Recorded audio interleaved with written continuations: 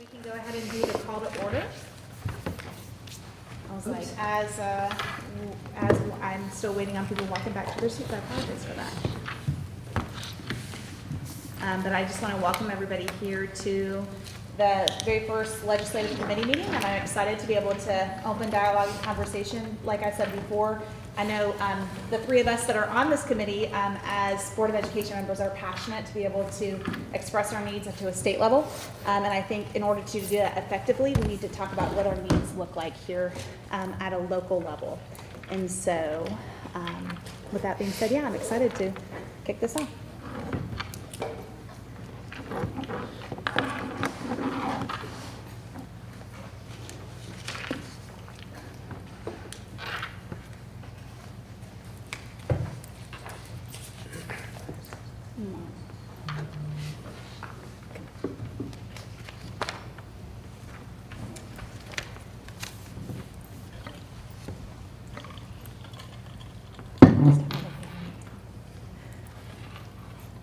And Ms. Boo, whenever you are ready, if you don't mind doing the roll call. Good afternoon. Josie Barnhart. Here. Pat Bradford. I am here. And Stephanie Walker. Here. Thank you. The first item on the agenda is to approve the agenda. Do I hear a motion for that? Yes, ma'am. I have a discussion, if that would be okay, since it's our first meeting. I just wanted to kind of go over just the policy, because it's very first legislative meeting, and just kind of discuss perhaps goals or meeting times or anything like that, because we really haven't had that discussion since the start of the meeting. Yeah, do you want to do that right before we jump into the calendar? It's up to you, wherever you think is appropriate. I don't mind. I don't really have a preference. I think maybe calendar, we might as well. Yeah. Do you think like a less than 10 minutes discussion? Yeah. Okay, I'm fine with that. Ms. Bradford, do you have any feedback about that? I'm good. With that. Okay, so if we add that to the third, in between 2 and 3, which it will be right now. So with that suggestion, I'm going to make a motion to approve the amended agenda. I'll second that. All in favor? Aye. Any opposed? And that passes 3-0. So we'll open up just having a discussion for the committee goals. And Ms. Walker, if you wanted to put input first. Well, the only thing I was just since this is a brand new meeting and our committee and it's our first meeting, I know we really haven't had a chance to discuss in public or I guess amongst ourselves regarding, the policy as it aligns or as it's described in our policy and perhaps regular meeting times. And, I think there's a discussion about it also having a board liaison to the School Board Association. I think that's outlined in our, let me look here. It says, purpose of this committee is to serve as a liaison between the board and local and state elected officials, so to enhance their awareness of issues as they pertain to our local education system. The committee will be comprised of 3 board members, preferably 1 from each party. 1 more member of this committee will also serve as a board liaison per policy 2650 with the School Boards Association and follow the School Board Association legislative and other activity reporting highlights the entire board. So that's just what the policy says. If our chair would like to, we can discuss this openly, or you can decide, I guess, who you would like. Yeah, I'm comfortable with opening that as a discussion. I know as far as meeting times and things, since this is a new committee, this is the first time that we're all coming together, and so my thought process was to be able to have something on a quarterly basis. And so I'm kind of, when we talk about future meetings, I'm going to jump ahead a little bit on that, but my idea and premise, the General Assembly is in session now, and so being able to come together to talk about our immediate needs for next year was the intent of this discussion. What I'd like to see happen as we move forward, potentially on a quarterly basis, again, I don't think it's going to be a standard per se meeting time, but I'd like to see us evolve and have a discussion potentially with a regional discussion with Pender and Brunswick and Onslow of sorts, so that we can come together to collectively see the needs of our surrounding area. I think it will make us that much stronger when we talk to our elected officials, as well as potentially allow them to come when we have a couple more meetings under our belt, so that we can invite our representatives to have like a breakfast or luncheon, and potentially an opportunity to have some legislative goals. So as we move forward, that's kind of the evolution that I kind of see us collectively doing, but we're kind of in the midst of It things. doesn't say anything about a meeting time, so I mean, we can Yeah. set that definitely. Quarterly, you believe is probably better because of the way the legislature works. Well, that was just my initial thought, so I'm welcome to hear feedback from you as committee members. I know I have picked up the phone and called many people and sent emails and had conversations, and so I kind of anticipate us continuing doing that. I anticipate, if you're listening, other board members, I anticipate all of you doing that, but for us, that's kind of, it's a little bit different. Ms. Bradford, did you have any preference for?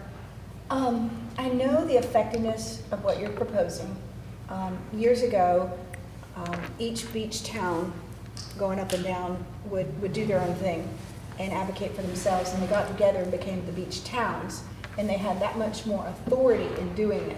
So if we can partner with Pender and Brunswick on some of this that we want to do, it'll help. I know it'll help. We even took a junket to Washington under Rick Catlin on a train. It was terrible. But we got a lot accomplished. And so I like that. Right now with budget coming, I definitely don't want to do a monthly just because we got to get through budget. And yeah, we got to get through budget. So maybe we start quarterly, and then if things heat up, we could go to, I'm open, but right now the plate is full, personally. And I will add, and as we discuss kind of further, we can anticipate a quarterly meeting, but if something comes up that we would need legislative input, I would hope that we could, between the three, well, all of you guys too, but between all of us, we can look at our schedule to find a time to come together to meet, if there's a specific state level need that we're discussing. So Can I ask whoever's in the know about scheduling our meetings? I know we have to give a certain amount of notice, but then also we have to have an agenda available. So I don't, what's the lead time on, maybe if we were like, hey, we need an extra meeting beyond what we set as quarterly meetings, like, would we need 2 weeks notice? Because I know on our regular board meetings, we have that. We have at least 2 or more weeks. yeah, and that would be something that we would be able to easily do. Okay, so if we're doing quarterly meetings, do we go ahead and set them now? I know our first meeting is, obviously today, it's March 15th. Meeting quarterly is per calendar year.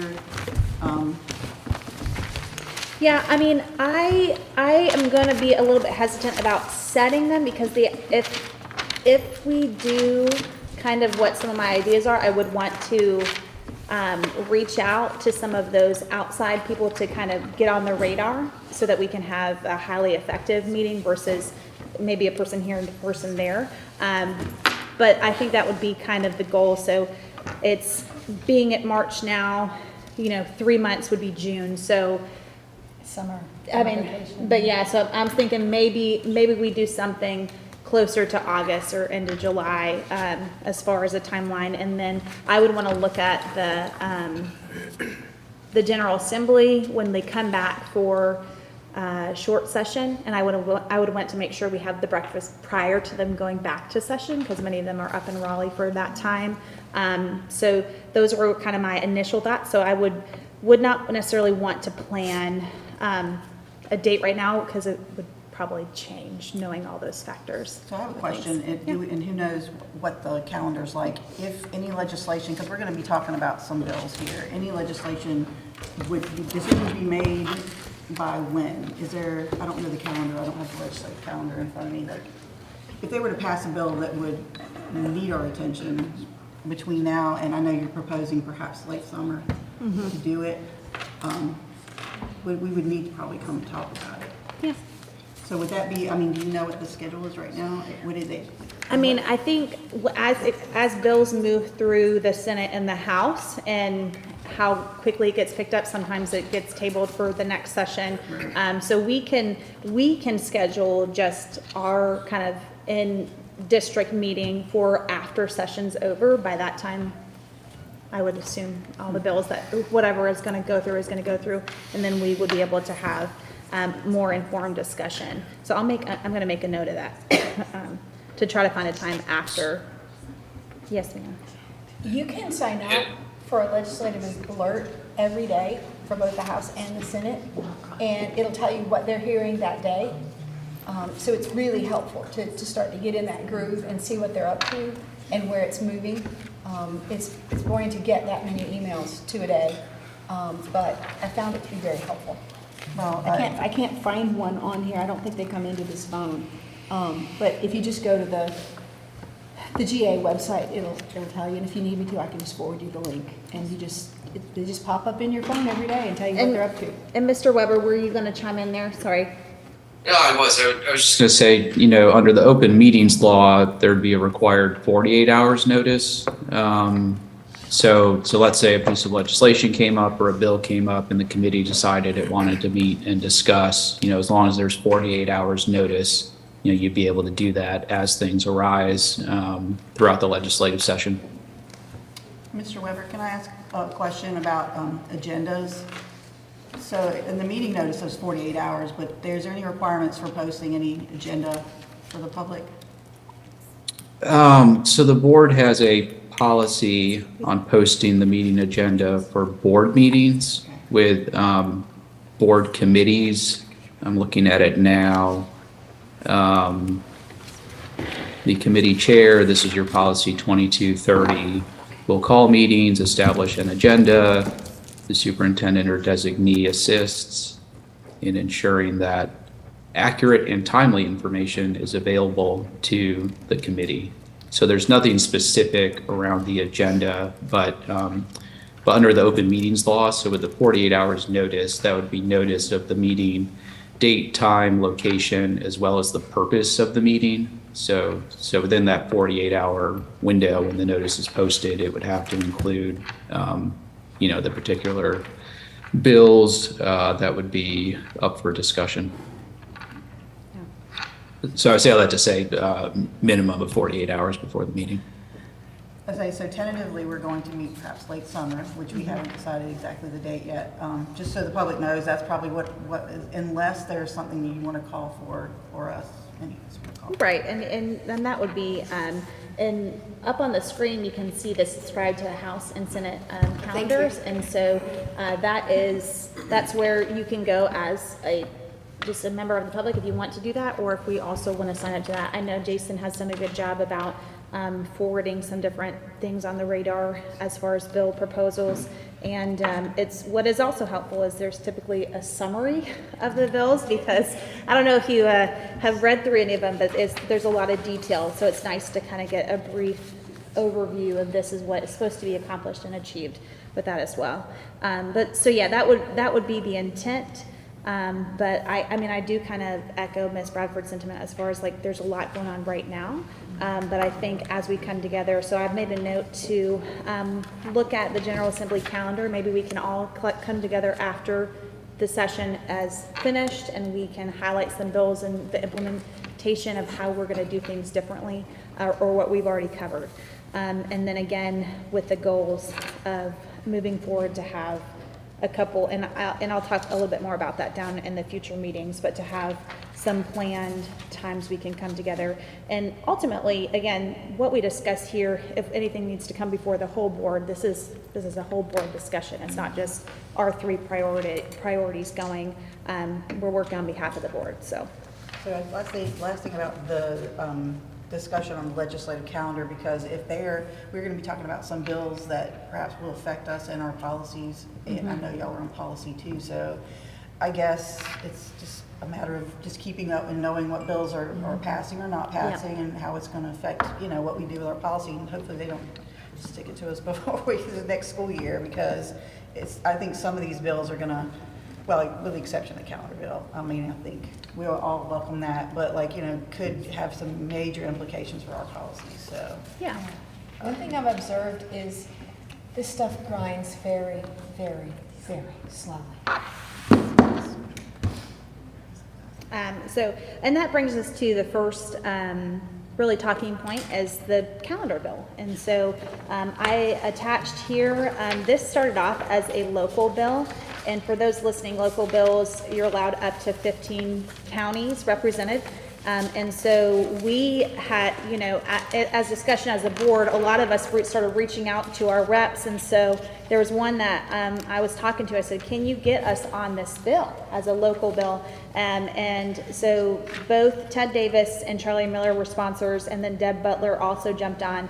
This became a statewide bill because there was so much excitement, if you will, to potentially allow this change. And so for those that are listening, and we talked about this at our, was it January or February board meeting,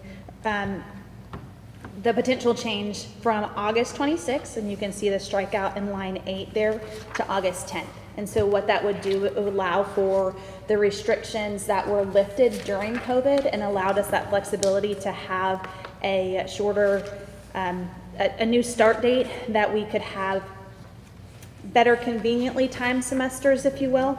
And so that is up right now. And I had attached a copy of our resolution that we supported as a board. One of the expectations of this committee, I see us as being the voice and the piece of helping write these resolutions that the board, it would come before the board to agree upon. And so this was something that I kind of adapted from another county that I had seen. And I know it's something that we've also shared with other counties. The chairman had reached out to me a couple of times when he had talked to different county reps, and they had shared it with other counties. And again, I think that is something that when we're talking about state legislation, the more buy-in we have from different counties, the more things that we can agree upon, the more likely that things are going to happen. And so I'm excited to see that. I'm excited to continue to share, and I encourage all of us to do that as we talk to other counties that are interested. But I just want to say thank you to our reps for, you know, signing on as all sponsors. So that was wonderful. Yes, ma'am. I would also like to add, well, I have a question after this, but I would like to add, and I had probably said this out loud too, that I think anybody that is interested in having this passed needs to contact their legislators. I know we're talking to local people here, but I mean, even if you're listening from statewide, this is very, very important. It's not just just local to us. I've heard from a lot of people all over the state that want this flexibility. So I think it's important that our legislators know how we feel about it and know how much, you know, it puts us in a bind as school board members to try and, you know, work a calendar that's going to be helpful to everybody. I think a second question is, and I don't know if Ms. Barnhart or Ms. Bradford knows this, is where is this sitting? Is this in committee, or is this on the calendar to be discussed openly in public? And I'm gonna default to Jason because he keeps up with this much. It's right. So this has passed the House, and it's currently in the Senate Rules Committee.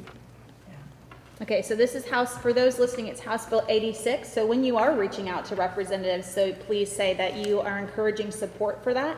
And for any of us that are going up to Raleigh, this is absolutely something that you can get.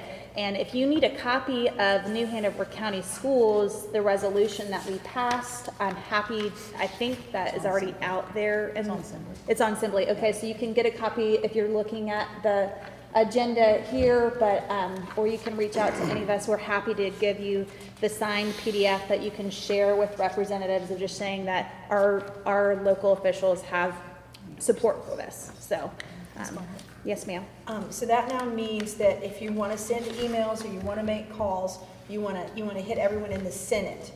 And I wouldn't just hit Michael Lee, I would hit every senator that you could come up with, because it's going to take a lot of pressure on senators to change the mind of the guy who leads the Senate. And a lot of things go to the Senate Rules Committee to die.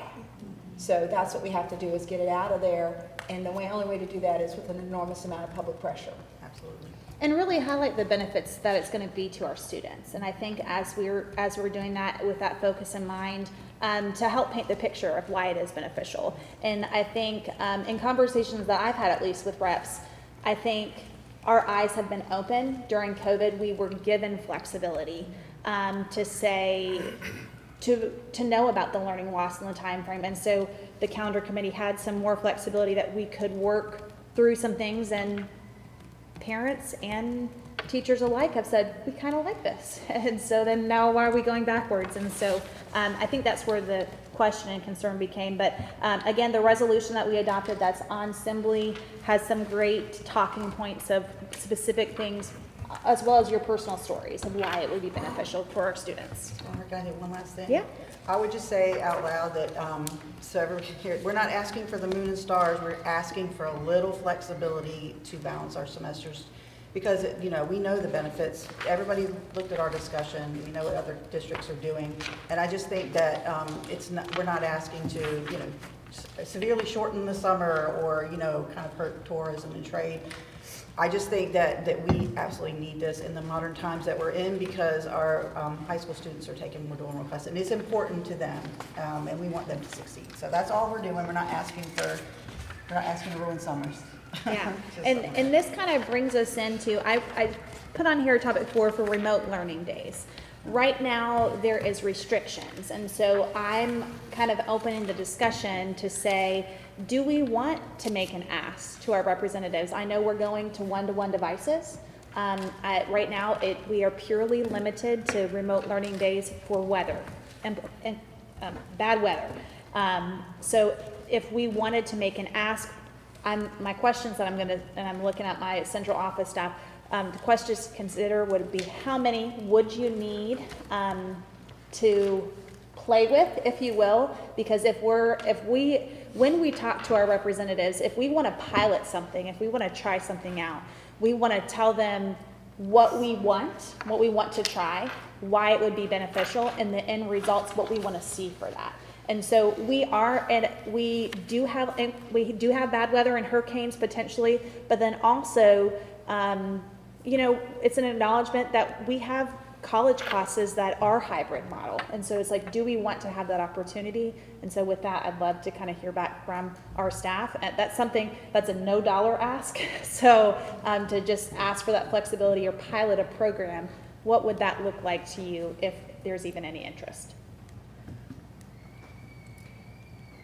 I first want to apologize because I have not spoken to teachers, so I would really love to hear what their thoughts are. Okay. And I have not. My first thought is we know we could not use them in place of instructional days, as we talked about before, because of the simple fact I would want to use many of those days, I would say, because the instruction we've seen that is not to the level that is as beneficial for all of our students. I do think I've seen some districts who do have some remote days in for teachers and for students, and I think that there can be some room maybe for if we could do a combination, something with some PD days. I don't know how that looks because yet they're still having to do something, so I don't know if we would say asynchronous. So I think it's worth a discussion. I do apologize. I would love to know what the teachers and the principals And think. this is not a today, and now I'm going to call every senator and saying this. This is open for discussion to be able to explore some possible ideas to pitch. I do want to say, when I was listening to you talk, I don't think it's good for smaller children. So Right. if it was a discussion for remote learning, I would like to see it purely for high school students. I don't know if there's any other feedback. So to even look at that, it would not be really on the table for our younger learners. It would be something flexible with high school. Question. Yes, ma'am. Are we looking at these remote learning days? Why are we looking at these remote learning days? Do we want to help with the 16 days in the calendar that are a problem? Because if we do that, the younger learners would have to be affected. What is our goal of looking at remote learning days?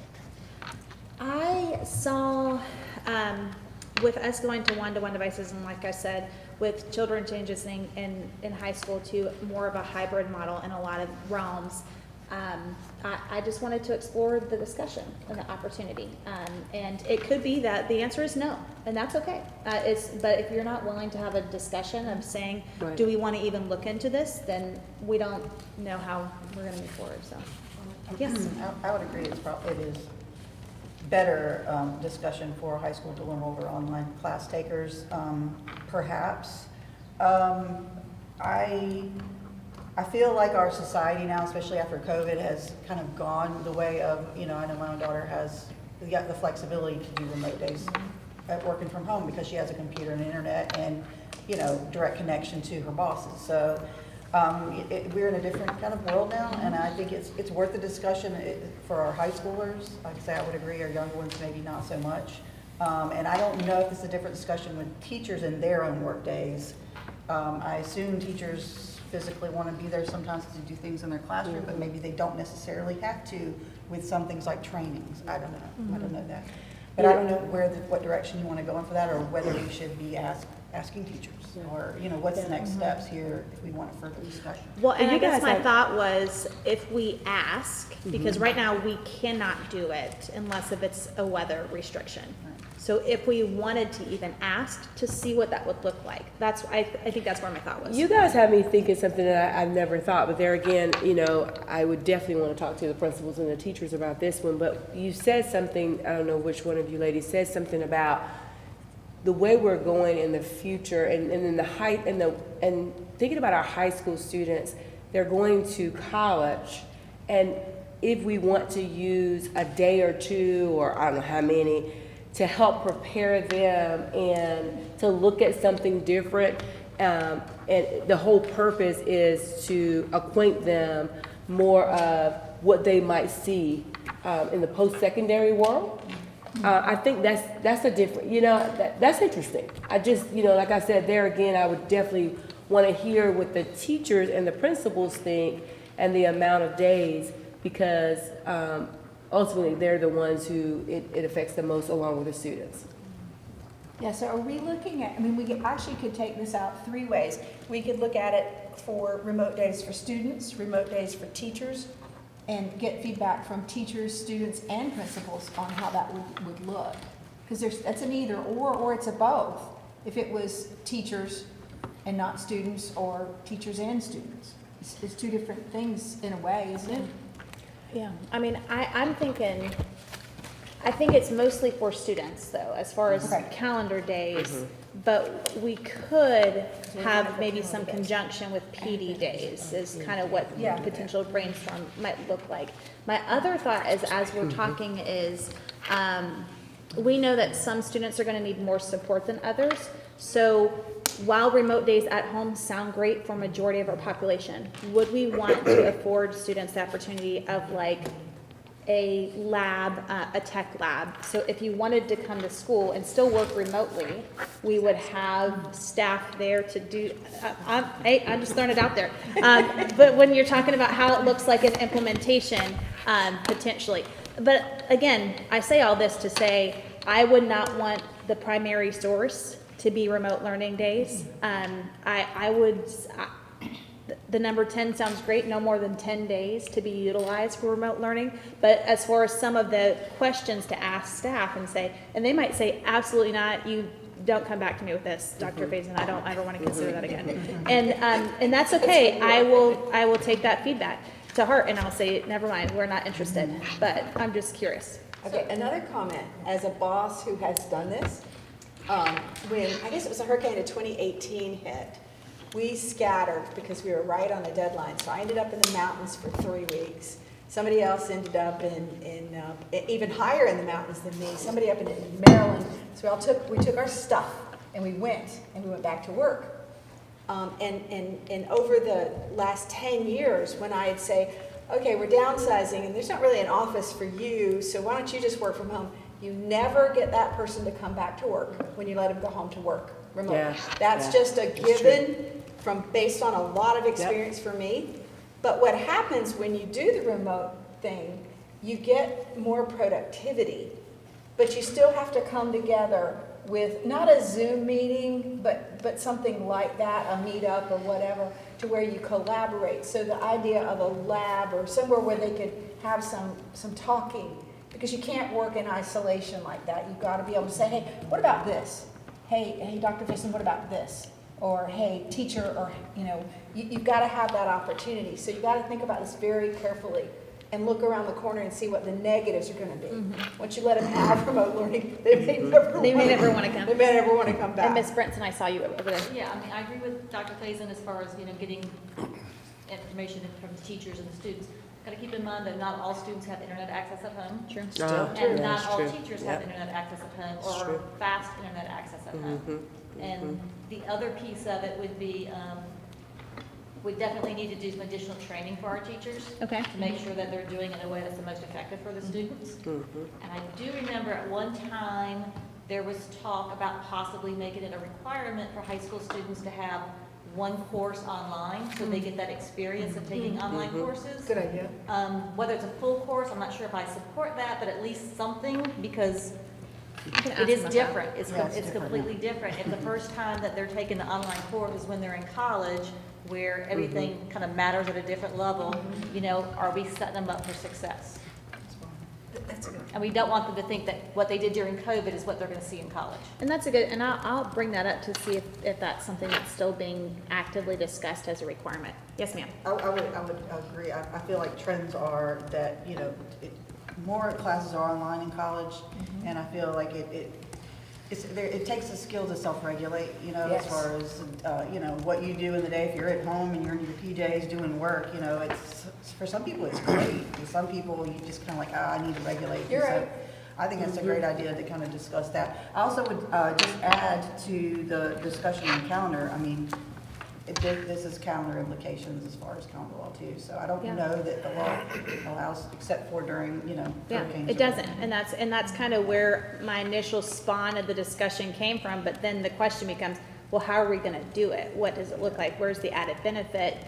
Where is the catch-all, like Ms. Bradford was saying, of like the negatives that we can see, so. Could you see if other districts are doing something similar maybe? Maybe that would be a good next step. Well, I mean, this would be an ask for us to pilot it, Yeah. to say, let's see what it looks like. And so we would potentially be the trailblazers to say, either it went really well or really bad. Like that's like, you know, that's the blessing and the curse of like, if we are asking for this and what it looks like, we would have to have a plan going forward. And even if it's not this year that we want to make that ask, if it's next year, if we want to about have it some for more years. time to look into But it. I we're think going it's to great. talk to the principal, we'll start with great. talking to the high school principals about this and just kind of let them sit on it and talk with their teachers Ponder. and we can see. The one thing that I definitely want to say is we cannot look at it as to supplement any type of instructional days to balance the semester to anything like that because we've just found from research that the remote days do not compare to the quality of that teacher standing in front of the room. Right. So we cannot use it that way, but I love it, the fact of thinking about getting our kids ready for post-secondary, but then Ms. Brinson brings up some very good points about some things that we would have to have in place. Yes. Yeah, and for those 2 points too, I have a friend who served our country as a Marine, and then he became homeless, and he lived in a storage unit with no air conditioning in California. And he used his phone, and he went to college on his phone. So preparing, because there's that group of people out there that may all they have, and they do need a bridge between high school and that. So she has a point about preparing them. Yeah. If we did a pilot, would it be possible to do a pilot like in one school? Have we ever done a pilot in anything here? Yeah, we have a Okay. pilot, yeah. Can you do we it in just one school?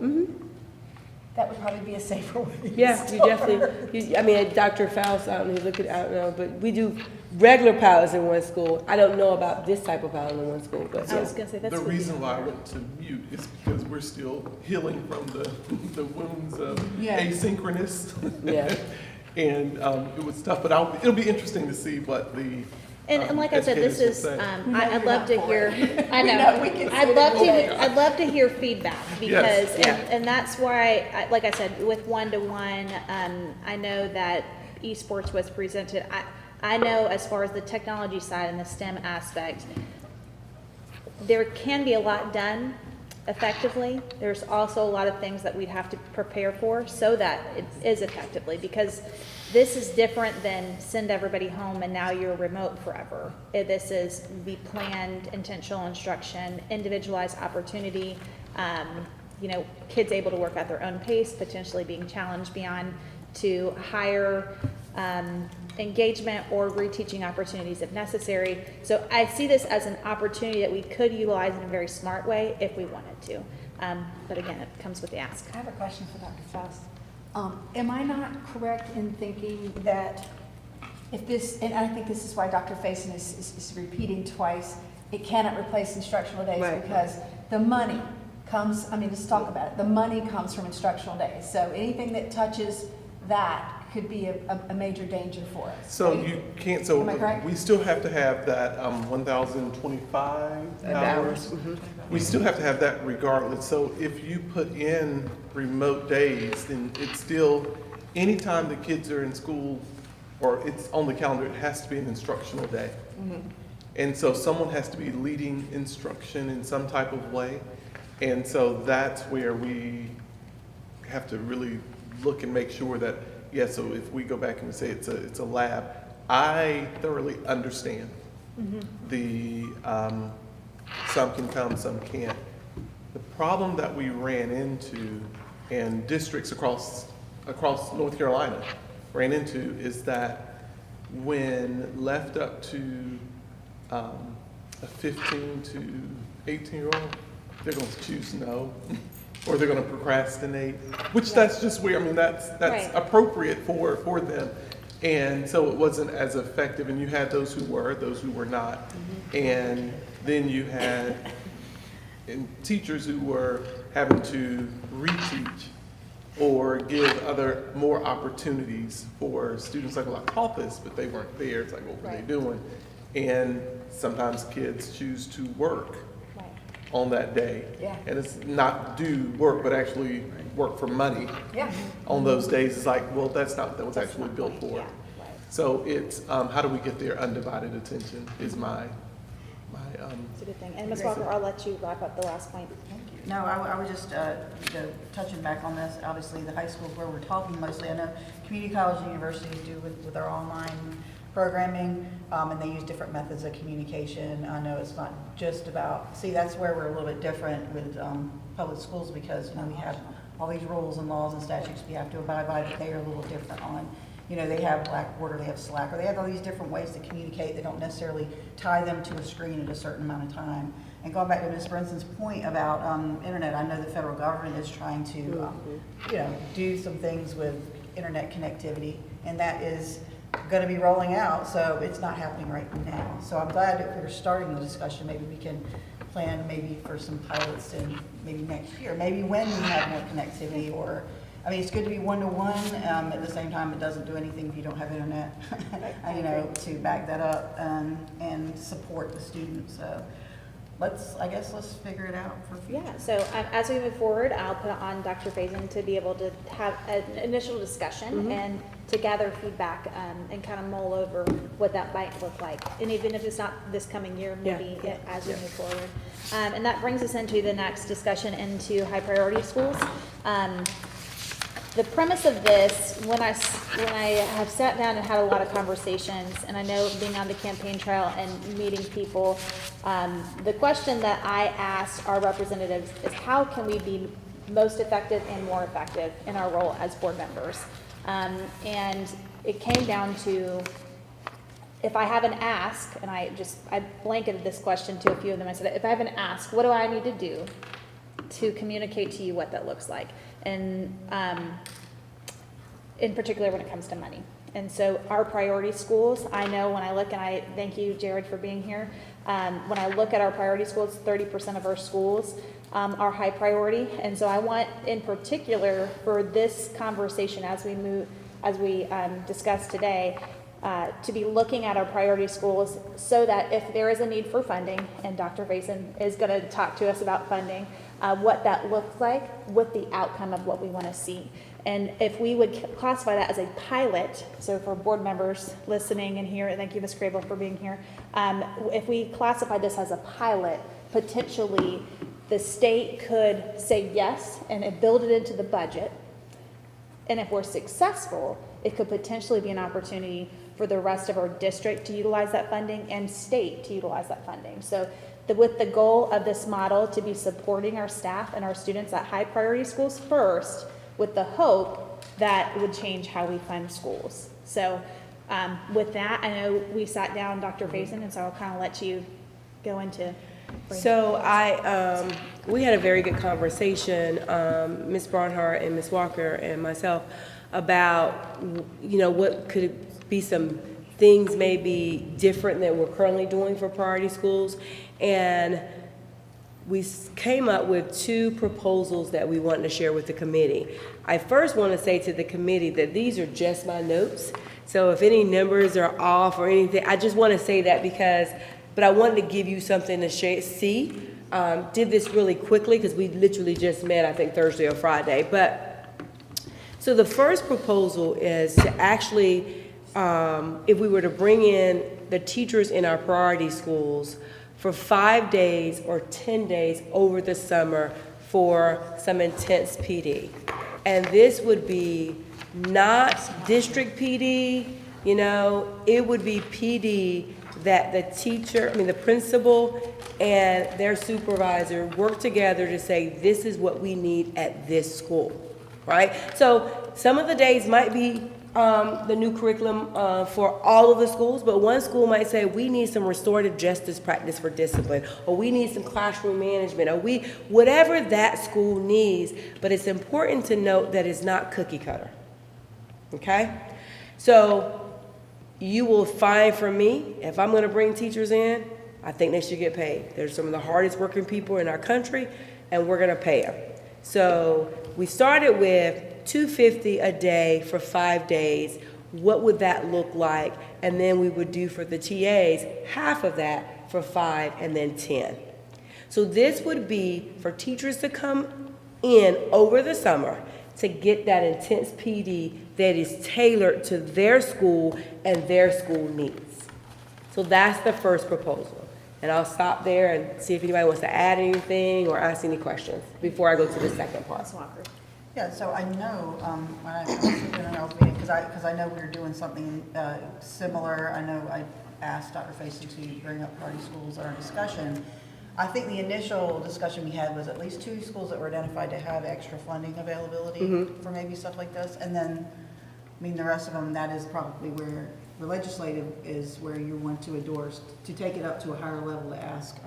That would be important because we have budget.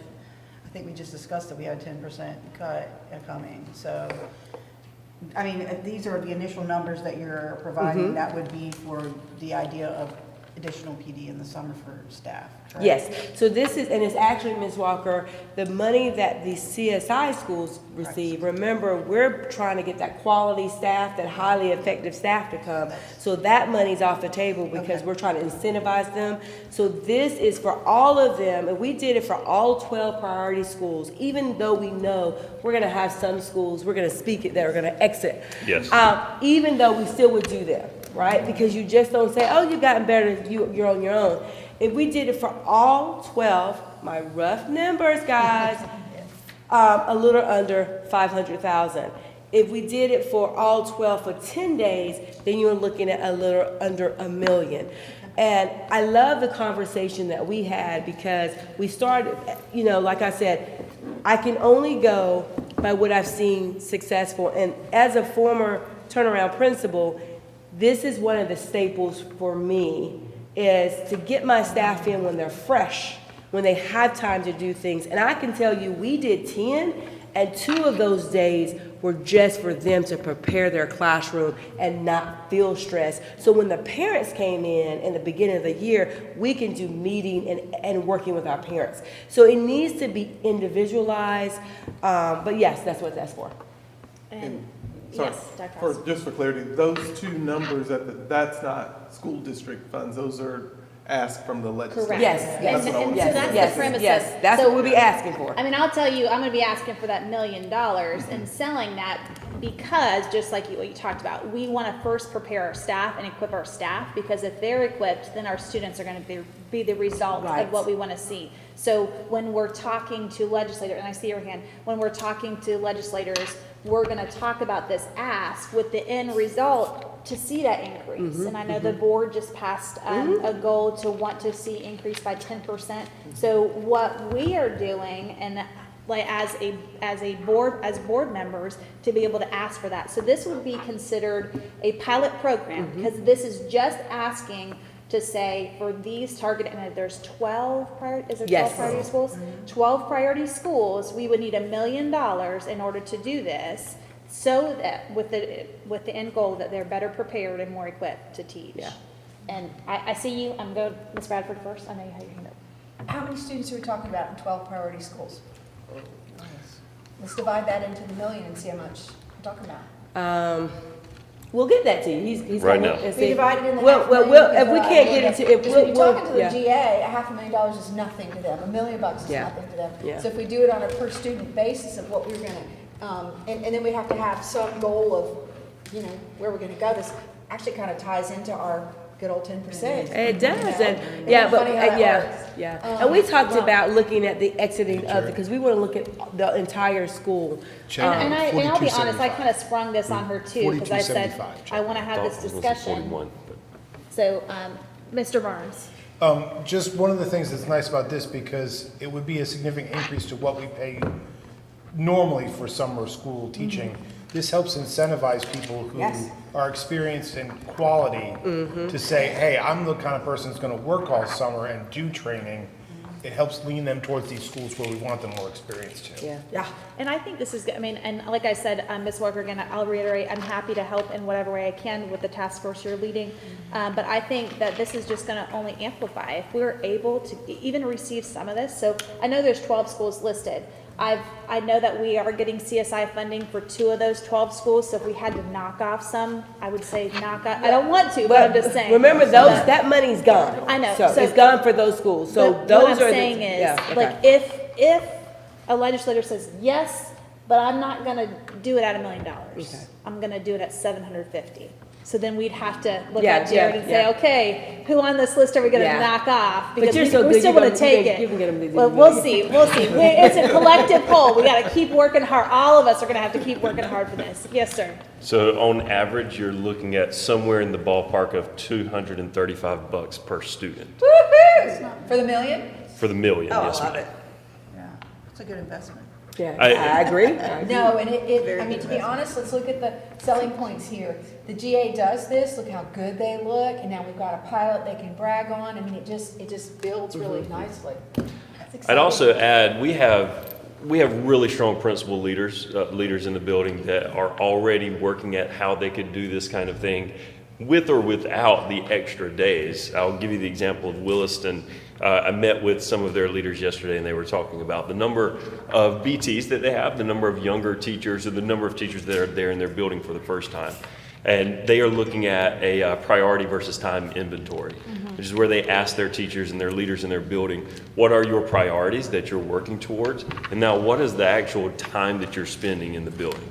And does it align? Are you spending time on the things that are your priorities? And if not, let's create some PD that can help realign priority to time. That's going to be one of those end results of increased student growth, proficiency, traction towards student success.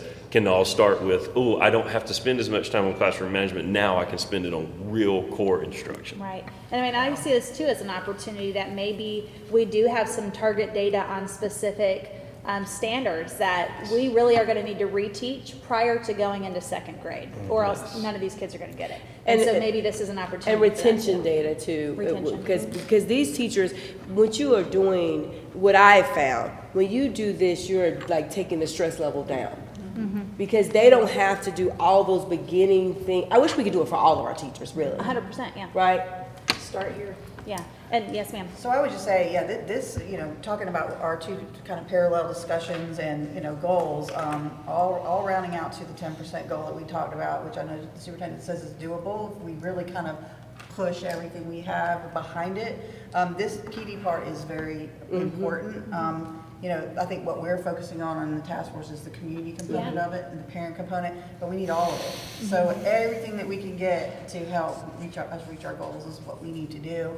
And I think money is a big component of it. And I think we just broken down some numbers that we can take to our legislatures to say, and these discussions can be had with others as well, but like for the task force that we're working on, I mean, funding is a component of it too, and how we're creative with it, and perhaps how we can leverage community, you know, what's out there in our community, so. And with that, I'm gonna, because there is a second part to this. That's the second Just wait, proposal. there's and I- more. and There's I- So yeah. the second part of the ask. Because- Hold on, okay, hold Before on, we hold get on. there, so I have, if you go back to the other one, I think we should possibly kick it up even more. Okay. If we really want to be the model district,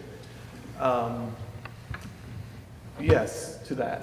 That works. Yes, and? Yes. Okay. And in a previous district where I worked, we were recruited to do turnaround work. I mean, low-performing students were, didn't have all the skills that were needed. No problem. Our job is to make sure they get the skills. We hired math tutors. We had an individual who coached all math tutors.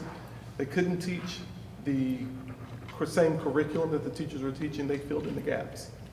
So every fourth grader had a math tutor. If they were not on grade level, they had a math tutor that we pulled out of could not be out of a core course, and they had 45 minutes with the tutor. It was a 3-to-1 scenario. Then, and these were just not any tutor. They received a salary. They were trained. They had to take a math test to make sure that they could explain, interpret, do those things. Then every sixth grader had a math tutor. It was a 3-to-1 scenario. So what we did is we took an elective out and pushed in the tutoring. So it was built into their schedule.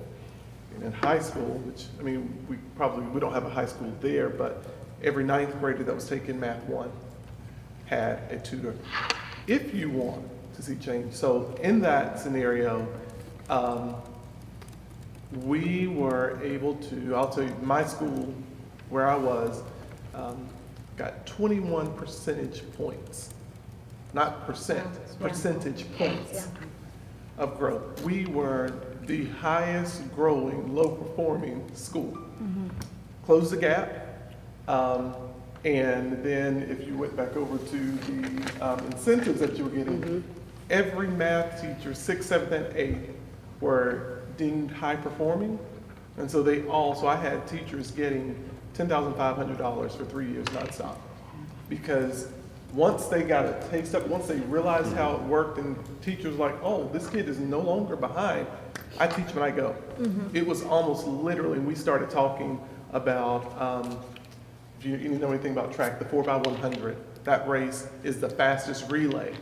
So that's what we were talking about when you are in middle school, or in any schools, like pass the baton. All right, I've got it, it's my turn, I can do it. So teachers are able to teach what they needed to teach on grade level. Kids took off. And our 6th grade numbers were probably the highest, some of the highest in the state. We went to 91% proficient. So your homework is, Dr. Faust, to Yeah. work with Jared to come up with those numbers, like Oh, looking at the data, to look Go at that, to help amplify this. Yes. This is the initial kind of ask, but if we were able to have it all, what would it look like? Yes, Ms. Crable?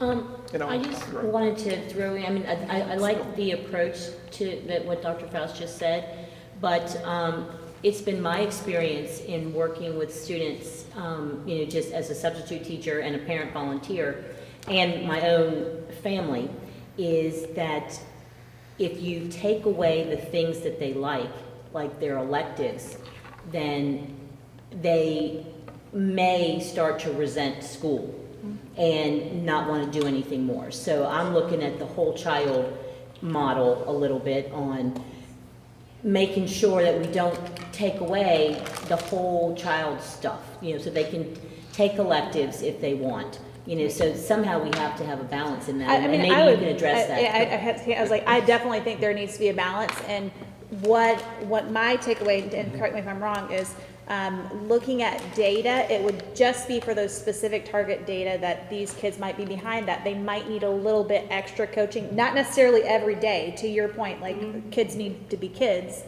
too, but So what were that's you why we thinking? created a schedule. So Let's in go. 6th grade, so you're on the wheel.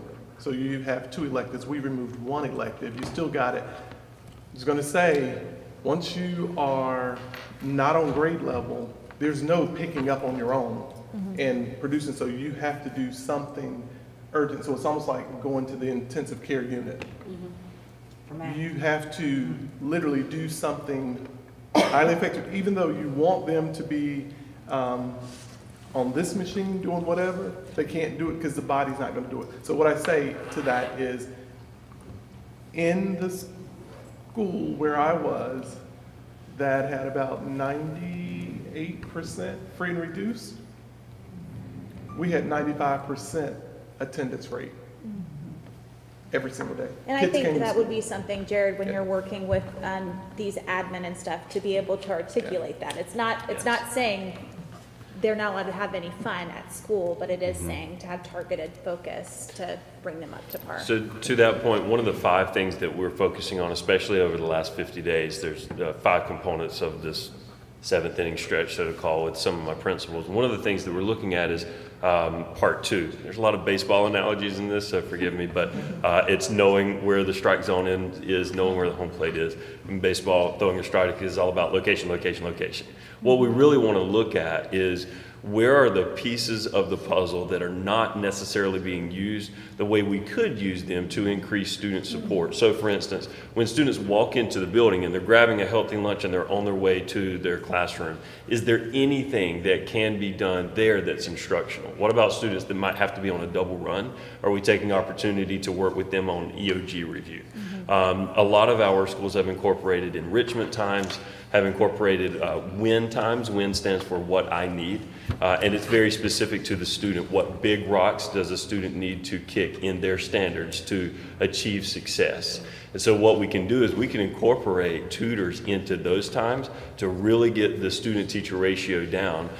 We can also use some of those enrichment and specials times that we've talked about in here, but there are a lot of places within a master schedule that we can work in further instruction and additional engagement between the student and the standards. And that's something, again, we've talked a little bit about prescribed professional development based on the needs of that school. We can do the same based on the master schedule of that school as well. Wonderful. Yes, ma'am. And I want to add in something. You mentioned student support. And I know you're talking about supporting students and removing barriers to learning.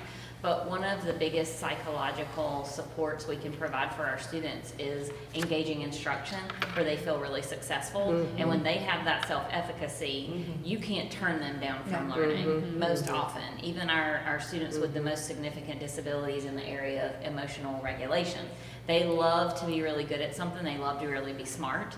And those missed opportunities, that hallway, that 7 minutes that you spend in the hallway, how much are you learning in that?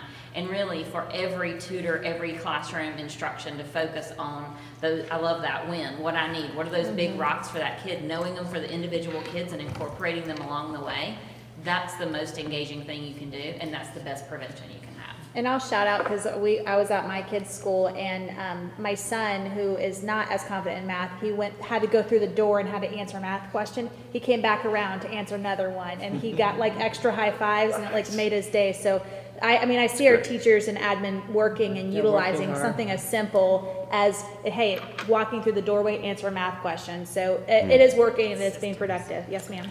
So I would, oh gosh, it's been so long since I'm trying to keep it all in. So I love this discussion, and we're gonna have more discussion with you when we have our discussion, because all these ideas are all tied together, and how we either get funding and how we engage the community, because there are so many resources out there that can fill in these gaps and can help with things like what we are all talking about that doesn't necessarily tie to a dollar amount, which you have brought up, Dr. Faison. It's not always about the money.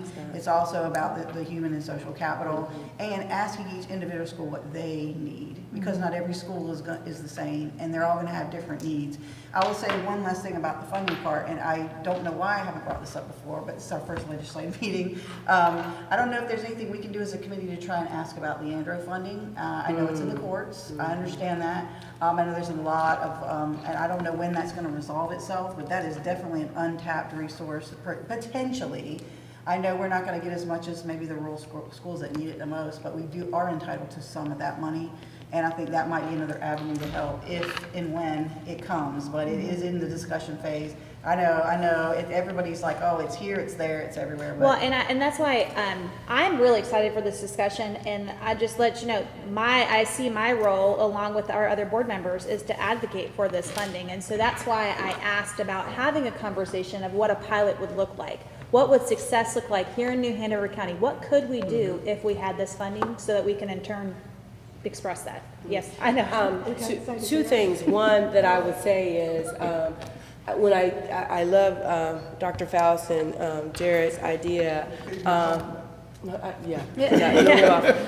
what I would say is that ties strongly into our community task force, because I don't know if we need funding per se for that as much as we need people, right? And so, It's a you know, yes have you and struggled situation, before yeah. about that? So I would just say, think about that when you do that, because the community task force, to have those people who are actually in the community now coming in and the kids can see the real life math come to life, is something we're working on now. And it's hard to find the people for a grant that we actually have for that. So I'll just throw that out. Cool. And, but I wanted to say that All right, because that's Dr. a great Faust, you, idea. and then I'm going back to Patrice to see part two. Yes, so I just agree and just have to remind us that we have those schools that are listed are as low as 9% proficient. No, we know. And none higher than 54.4%. We're gonna need to do us a talking point. So, sheet. Okay. so when I talk about this and, you know, have no problems talking with any of our legislators, we know that there was what they call the ISD, that's not been successful. They've not had anyone who was able to turn schools around. You're looking, I mean, honestly, the benefit now, I'll to our horn, we have 2 individuals who have been successful at turning schools around in both states, this state and other states.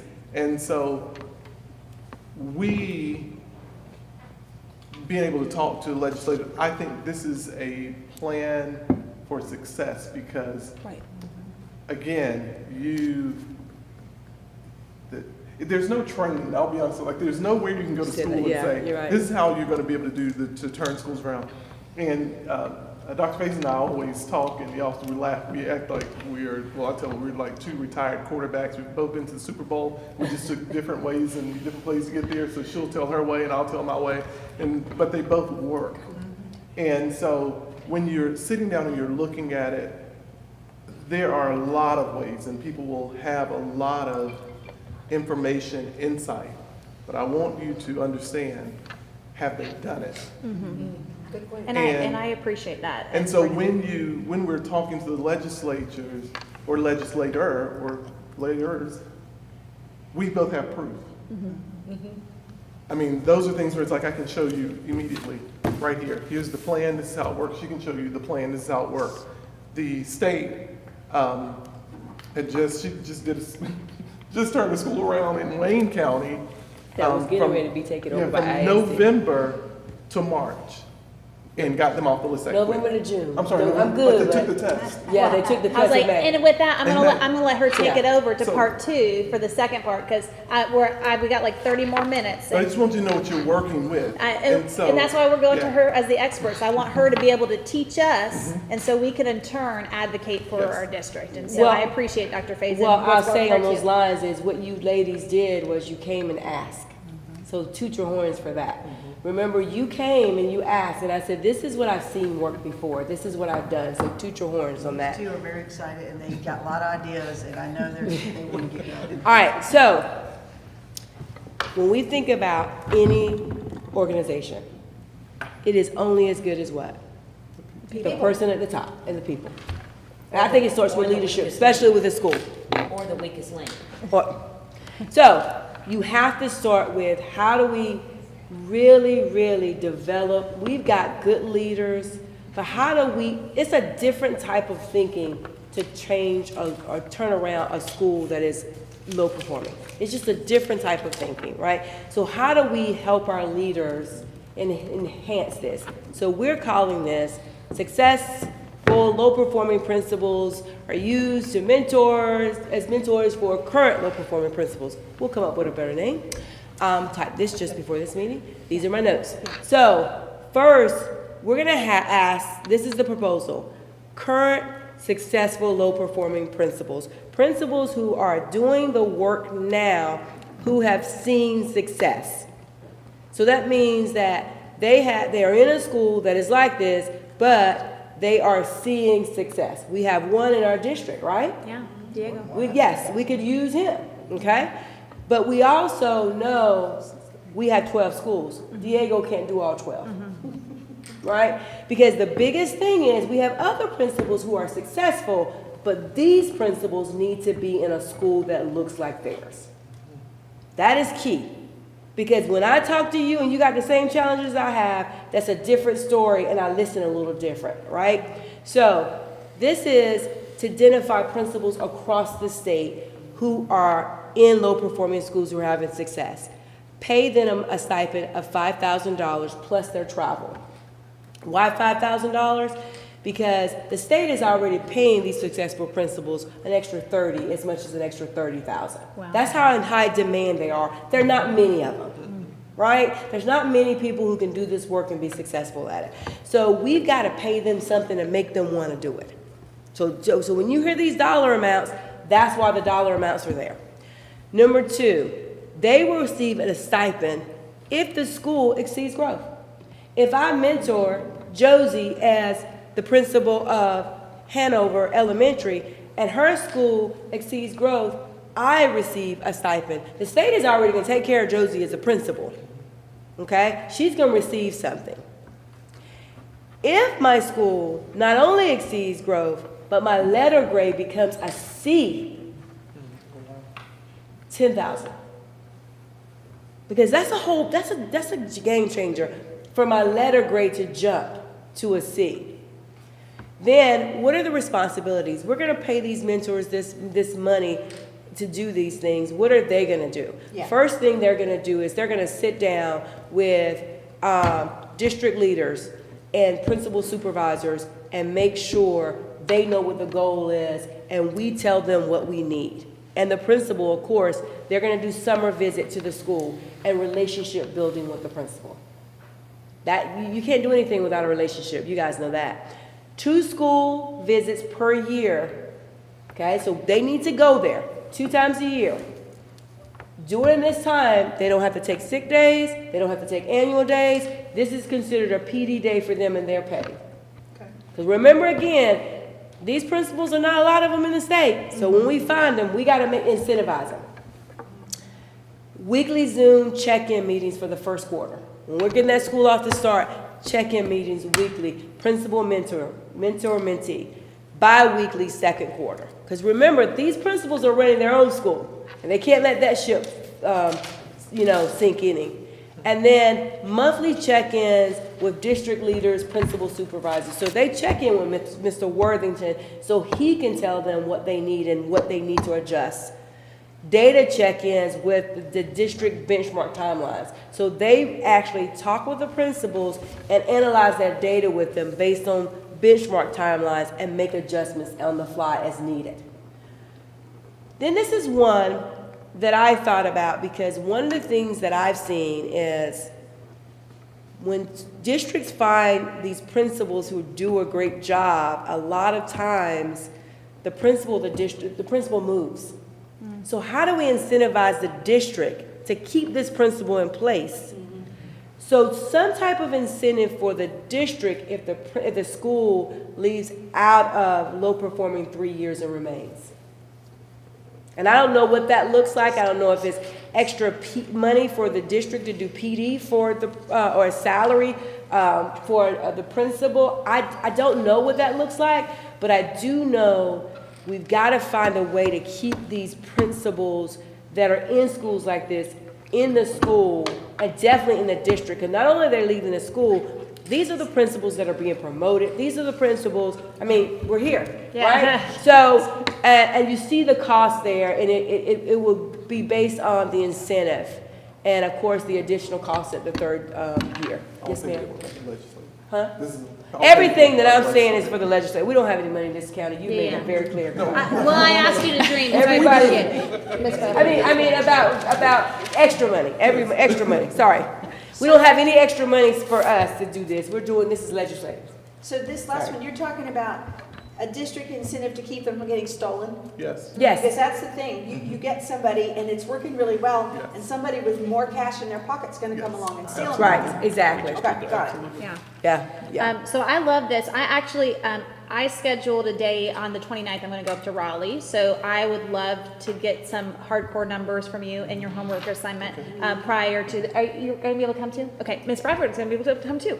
And so I'm going to go out to an education committee and sit down with as many people that'll take me in their office. So, Yeah.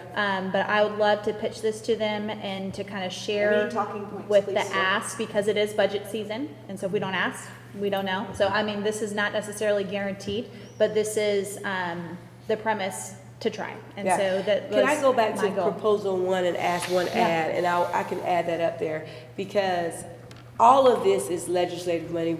We do not want to be using any of our funding.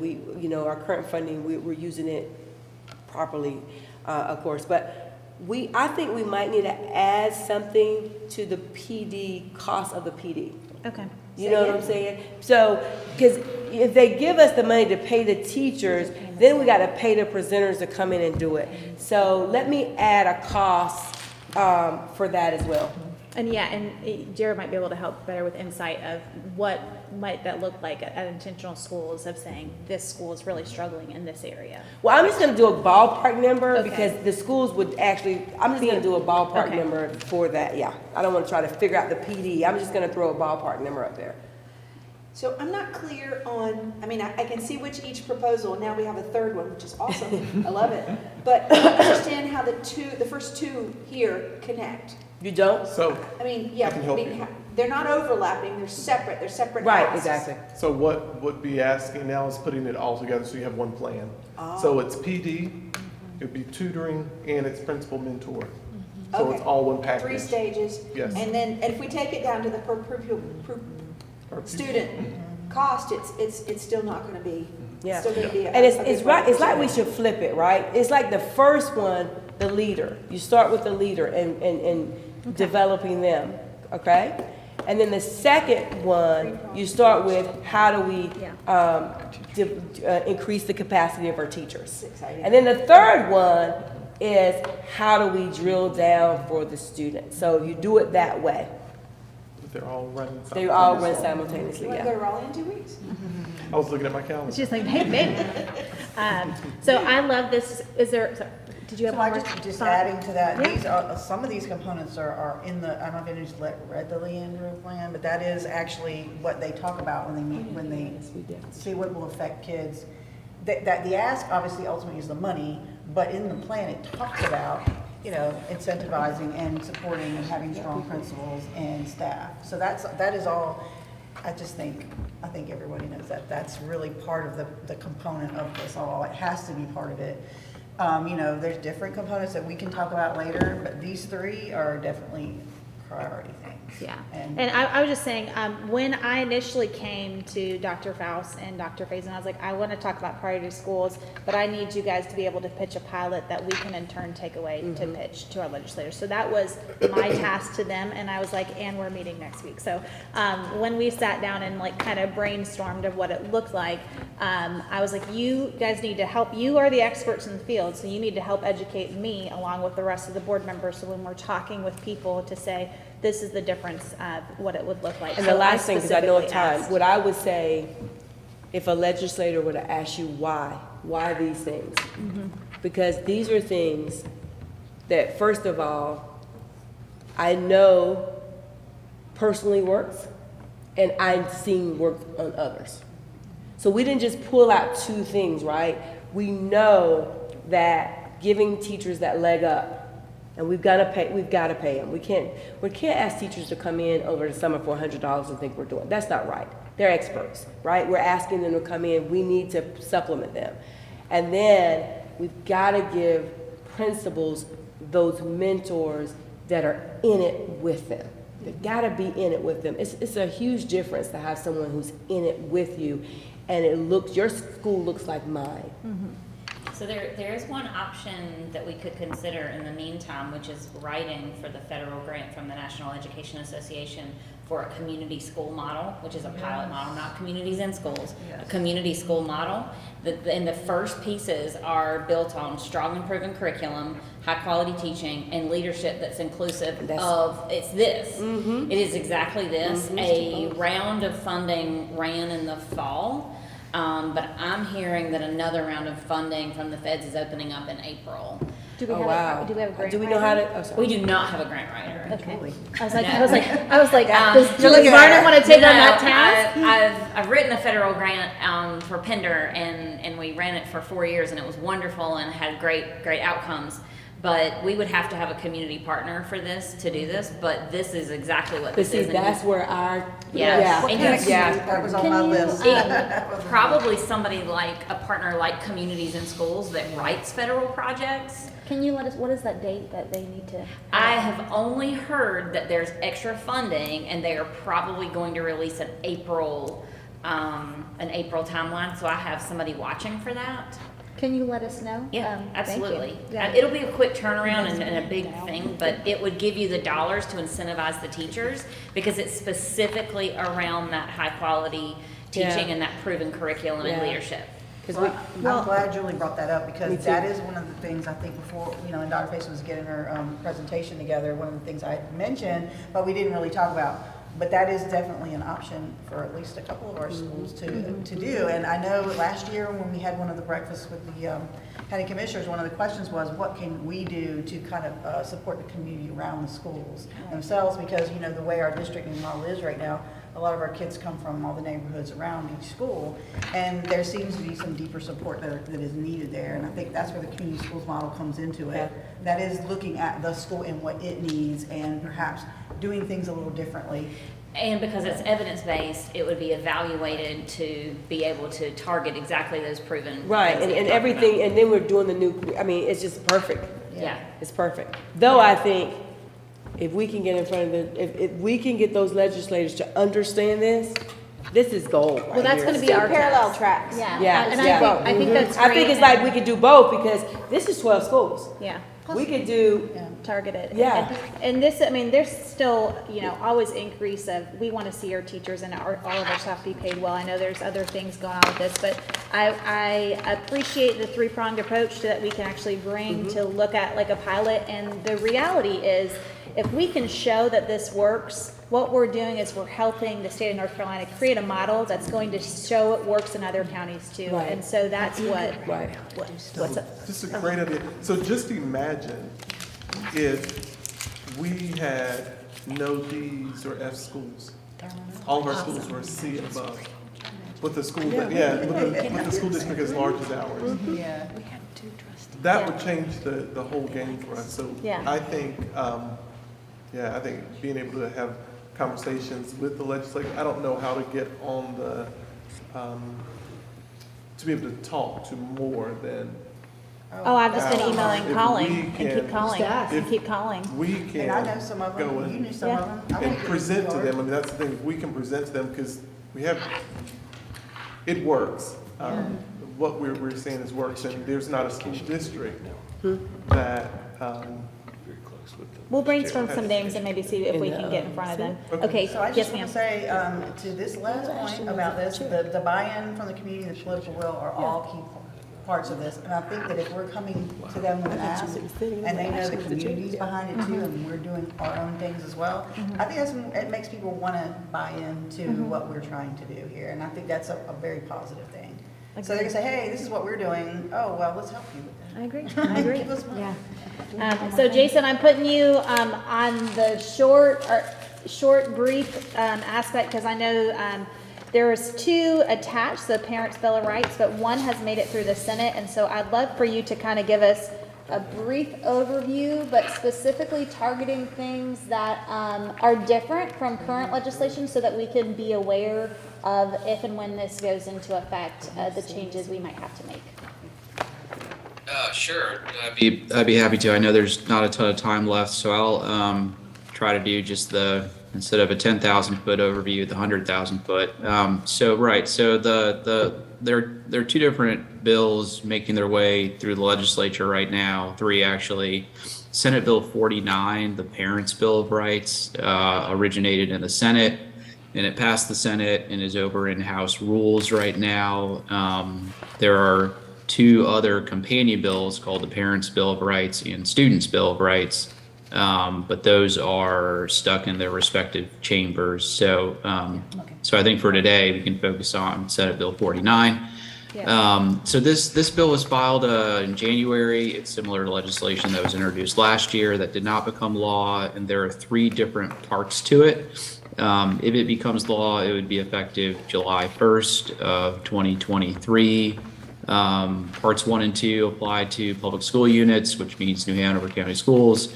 And there's a part 3 that applies to healthcare providers, but that term is defined so that it includes school nurses and other school staff. And I can do a high-level overview of each part before diving in, or just go part by part, whatever makes the most sense. But so part 1 creates a Parents' Bill of Rights, and it includes things like the right to direct the education and care of a parent's child, to review student records, make healthcare decisions.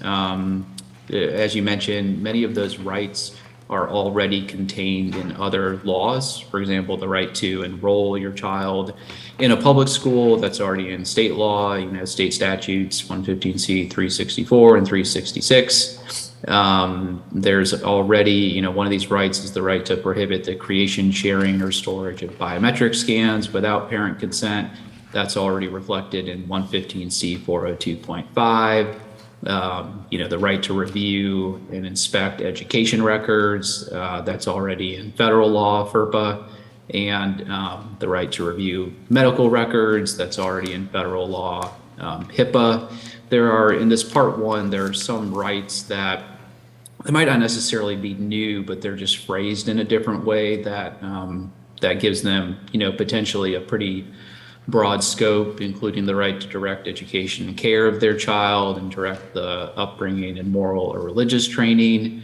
Some of that flows down from U.S. Supreme Court case law, but in case law, there's a balancing of a parent's right to, direct the education of their child with the state's right to an obligation to make reasonable regulations regarding the operation of schools.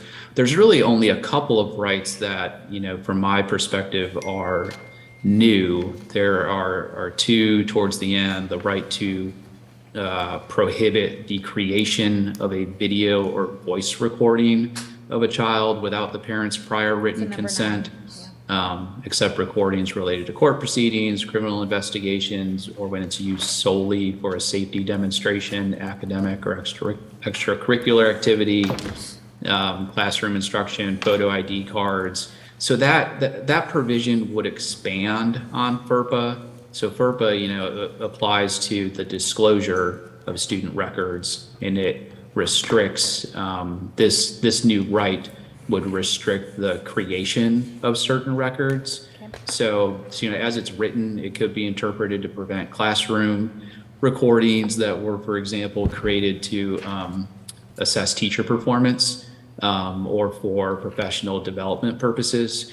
So kind of tying into your discussion earlier about mentors and things, this provision might allow parents to prohibit videos that could have been intended to be used to record, high quality, well-performing teacher for sharing with other staff for PD. And there's another right in here that prohibits the creation, sharing, or storage of blood or DNA without written consent. So that's part 1. One thing I know Ms. Barnhart, you'd asked me to do was to try and highlight where there are things that already exist, where things are new, and what kinds of policies might be impacted. So, looking at part 1 in each of these rights, I think if this bill became law, the board and the policy committee would need to look at their student records policy and probably their technology responsible use policy, specifically around the prohibition on video and voice recordings and there could certainly be others that would be impacted, but those are the two that come to mind. And before moving on to part two, I'll just pause there and see if there's discussion or questions. Would that affect our teachers' ability to record stuff for their national boards? It might. I mean, that's another good point. You know, there's this term in their classroom instruction. You know, I don't know to what extent that could be, you know, that phrase could be a hook for recordings made for PD, or to your point, for an individual's, you know, I guess that falls sort of under PD, but for their own, you know, licensing and those types of circumstances. It certainly could. Any other questions? Move on to part two, Jason. Okay, and sorry, one other thing for part one, that section also creates penalties, disciplinary action for any employee who encourages or coerces or attempts to encourage or coerce a child from withholding information from his or her parent. So part two is extensive. I'll try and hit the high points. Can I just pause off for a second, because you Yep. left that at the end, but that's a huge point. I don't know if they define penalties, and I don't know how that bleeds into HR and our role as a board to have hearings. I think it's important to talk about it. I don't know what its implications are for our policies. Could you talk about that? I'm sorry, I didn't mean to stop you, but that was huge. Yeah. No, that's okay. I mean, you're correct in that there's not direction in the bill itself as to what those particular penalties might be, and that would be something. You know, there are certain statutory obligations. You know, staff are expected to comply with them. Whether it would fall under existing processes for HR, or whether there would be a need for something separate. But it could be that would just fall under existing procedures. Or that could be, like, we would potentially create a new policy of sorts to outline our regulation, like, so that there's not. So we would essentially leave it up to school boards to do, because I feel like a lot of this policy is kind of taking away a little bit of the elected position that we have as local boards to do things. But then it would also put pressure on us to figure out how to penalize people. And I don't know if that's going to come up as a legal problem, or, I mean, there's so many unanswered questions to this bill in parts that I worry is going to put us down a slippery slope of contentious issues that bleed into HR and bleed into our role as people that hear things. And then will we be the punishers of people? I guess y'all can't answer that because we don't know that. So, Dr. Barnes, do you have any questions? I mean, I don't know if you've looked at this bill. We've read Jason's synopsis. I know I printed it out. It's a very good one, very thorough. Have you thought about some potential implications? It's just so hard to tell. Yeah, it's hard to tell. Okay, sorry. Yeah, and no, that's okay. And I'll say, you know, throughout this and in the, you know, my more detailed written analysis, you know, try to highlight where there are areas where there is some broad language that would require interpretation, whether that's through, you know, additional detail that comes through board policy, or, you know, I'd hope it doesn't come to it, but, you know, sometimes that clarification and interpretation comes through litigation. But you're right, there are some provisions in here that that would require either the board to, you know, provide more clarity and be more specific in its own policies, and really anywhere where there would be a change in policy or a need for a new policy. You know, that's also something the School Boards Association looks at. You know, they have an army of lawyers, and that's where many of their policy updates come from for members of their policy service. You know, they study these things very closely, and they have lawyers who turn around policies fairly quickly. With that, should I jump into part two? Yeah, okay. The last thing I just would say to Ms. Barnhart is maybe we can consult with the School Board Association and see what their thoughts are on potential maybe pitfalls or I don't know, danger. I don't use danger because I don't want to be negative. yet, but they would probably have studied this with their lawyers as well and could help us guide us a little bit. I made a note too, again, that this hasn't been in effect yet, but to be able to say, we would definitely need to look at that so we can have some consistency and definitely be outreaching to people for guidance on that. Thank you. So part 2, Jason. So, part 2, there's a lot there.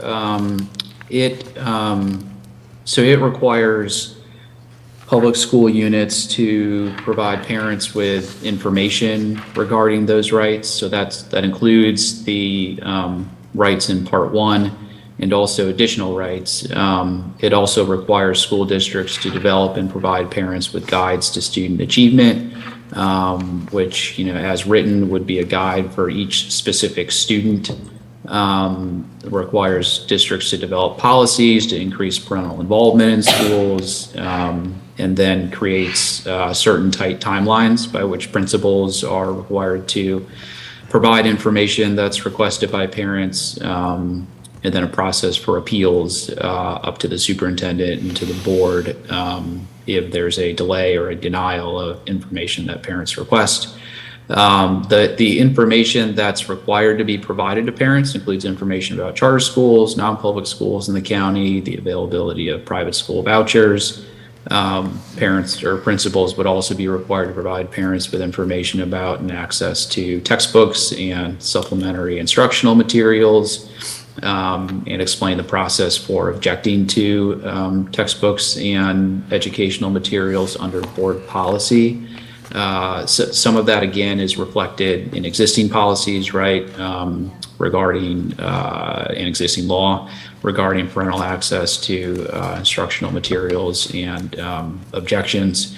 Part 2 also requires annual and ongoing notifications to parents about their child's physical or mental health, including a request to change name or pronoun use. And it prohibits school districts from including instruction on gender identity, sexual activity, and sexuality in the curriculum for grades K-4. And then the last thing that Part 2 does, it creates a process for remedying parent concerns about a district's provision of either any of the notices that are included in Part 2 and or the prohibition on instruction in each of those areas. And again, it creates timelines for responding to those complaints and appeals that go actually to the State Board of Education. It directs the State Board of Education to appoint hearing officers, and from the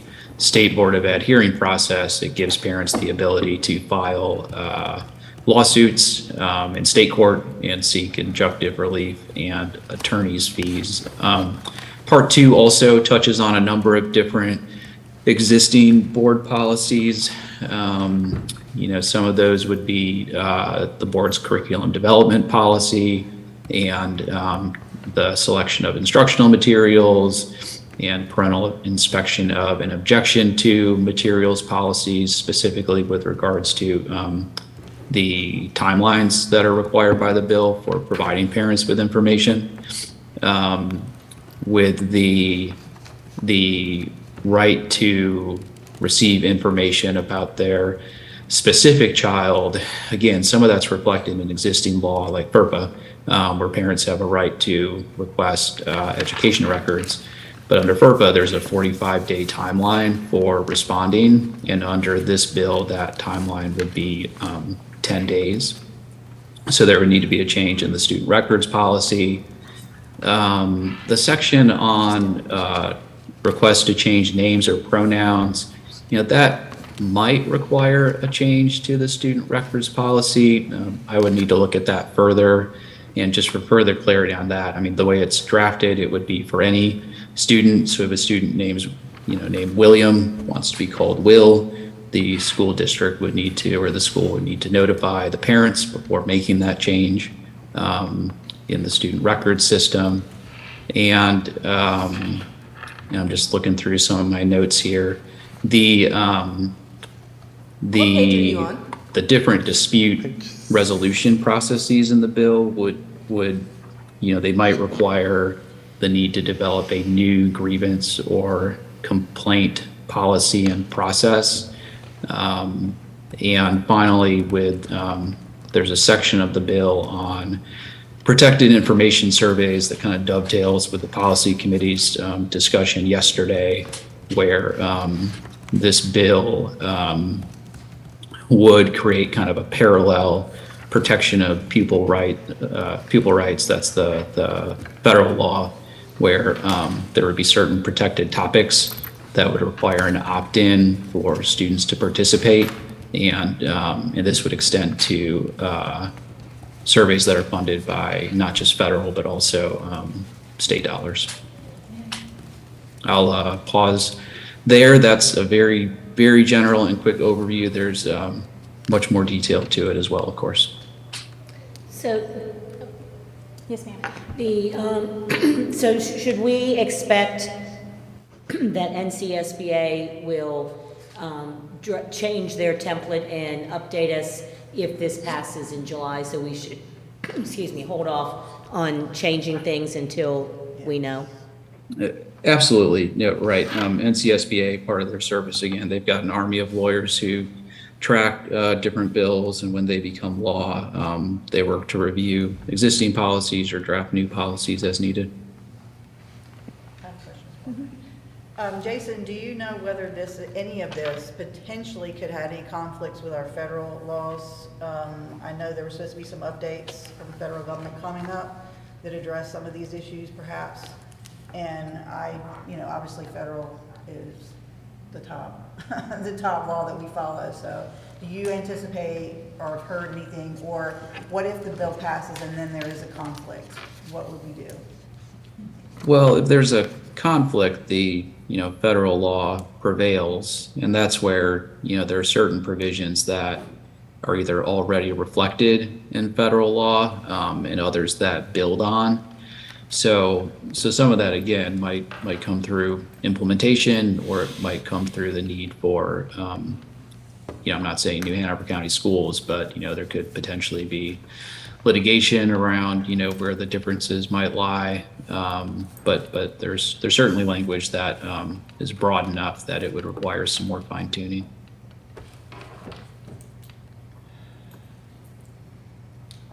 Okay, I just have a follow-up. It's not about the federal part, but I guess I've read it, I've read your synopsis. I think I'm concerned for some very good reasons. I understand the need to, to maybe want to have something like this, which you've already said we already have in other forms. I think what worries me is it opens up some dangers to some of our students, and I don't know how we would deal with that.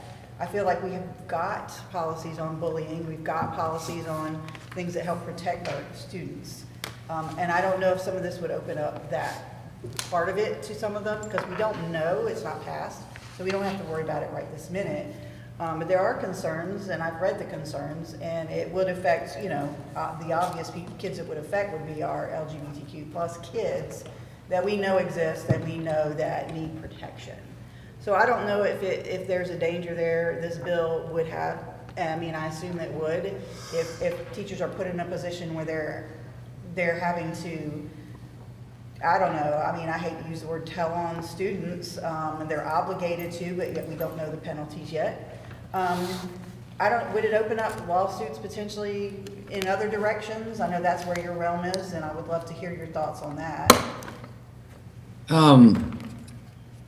So, I mean, that's a difficult question to answer in this context, just in terms of, potential legal exposure to the school district if this becomes law and the district is required to implement it. I know there are a couple provisions in here that are getting quite a bit of attention in the media, and it's an extensive bill in other ways as well. But if this bill were to become law and there were changes to school district policy, I think that is certainly a discussion I could have with the board in closed session in terms of implementation and potential legal exposure depending on how it's implemented.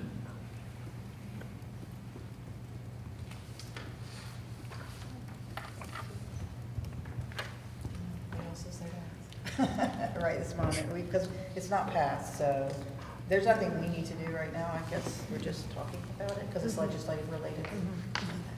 Yeah, and there's been a lot, I mean, it's passed through the Senate, so it's in the House now, to discuss. I know whenever things are enacted, we're gonna have to make changes, and so what that looks like for us to have those discussions, and so that was the premise. I know we are a little bit of time. Do we want to take a short vote to extend for 10 more minutes and wrap up no later than 2:20? Or do we want to put this conversation on pause, ladies? I'm looking at my committee members. I can go to 2:20. Are you It's only fine? 10 more minutes, right? Yeah, So yeah. let's do it. So make a motion to extend it till 2:20 today. Second, all in favor? Aye. Aye. Any opposed? No, that passes. So Jason, wrap us up with part 3, and then I'll close us out. Sure. So Part 3 creates a new part in Chapter 90 of the general statutes that prohibits healthcare practitioners from providing medical treatment to minors without parental consent, and it's defined to include healthcare practitioners, defined to include a registered licensed school nurse or any other school district staff who are licensed, certified, or authorized to provide healthcare services. And treatment is defined to include any medical procedure or treatment, including x-rays, administration of drugs, blood transfusions, anesthetics, or diagnostic procedures. And that, I mean, that's essentially what it does. The one potential issue with the language is that it may prevent public school nurses from providing emergency health care. So there's an exception for medical professionals, meaning doctors, when there's emergency health care needed, but it doesn't clearly extend that to school nurses or other school district personnel. So that's one potential issue if it passes. And there's also a state statute that currently authorizes teachers and other public school employees to provide at least some level of medical care. So it's a little unclear from this language how it would impact some of the existing authority that teachers and others have when it comes to medical care provided to students. Well, with our district, since we partner with the health department, would that be an issue for us? We partner with other people too, like Coastal Horizons and the What Clinic. Yeah, our counselors, so since technically they're not school board official, like But school we have boards. an MOU with them, so I Yeah. don't know if that's. I don't know if that would maybe something to look into, Jason. I'll give you homework too, like to look in to see if they would be affected by that. So. Right. And the exception applies to physicians providing treatment when delay would endanger the life of the minor. So it would depend on whether the county staff or other contracted staff would be considered physicians. So I have a follow-up to that question. The health department, I know when I was in high school, I think there was agreements with people like the health department to provide such things, as a student might need and not have to inform their parents. And I think as the older students, I guess I'm thinking about mostly because that is where the conversations are had and that's where the What Clinic work is done. Are there any privacy implications for students that need to go to a nurse? And I mean, would it obligate perhaps the nurse to have to tell the parent that the student's talking about X, Y, or Z? Or I think I worry about that part of it too, with their own privacy. I'm talking really mostly the high school students I'm thinking about. Yeah, I'm sorry, is that a question? For me, it's hard to tell with the screen. Oh, that was me, Miss Walker. Yeah, okay, right. Well, this part applies to treatment, not necessarily to information that's shared with parents. So treatment here is defined as medical procedures, including x-rays. So it doesn't clearly address notification requirements. covered under part two then? Because I guess if a school nurse, they're employed by the health department, correct? And so, I don't know, I guess there's just a lot of questions that we have about this bill that I guess we don't have answers to, and I guess Jason, putting him on the spot's not right. Because I think we're all kind of trying to interpret what perhaps the implications will be.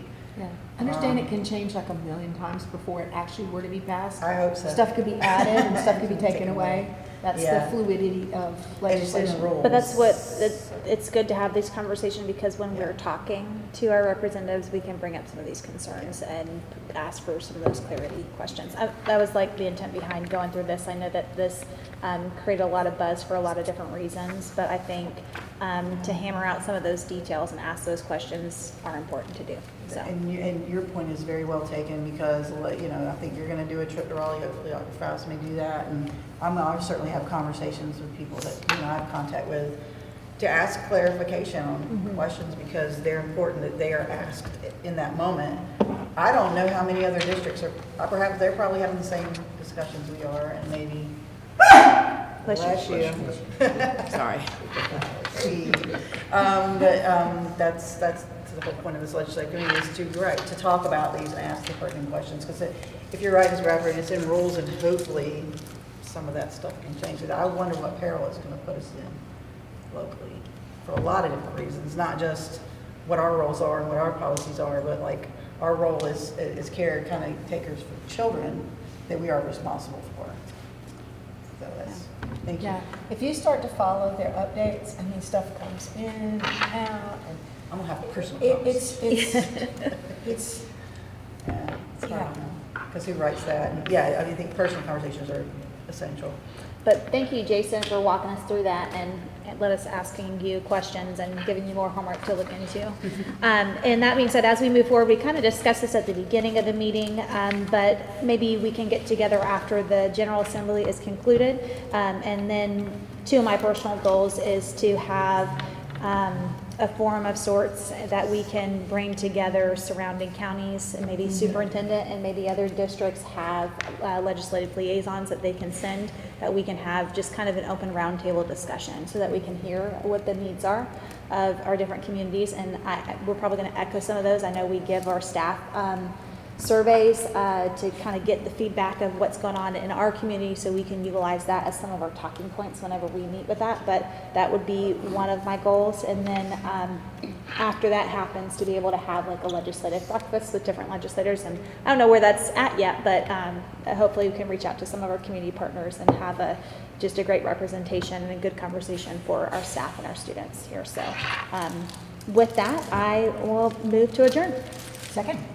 All in favor? Aye. Any opposed? That passes 3-0. Thank you, everyone, for your time. Thank you. 3 minutes early from a 17-minute late discussion. It was a good discussion.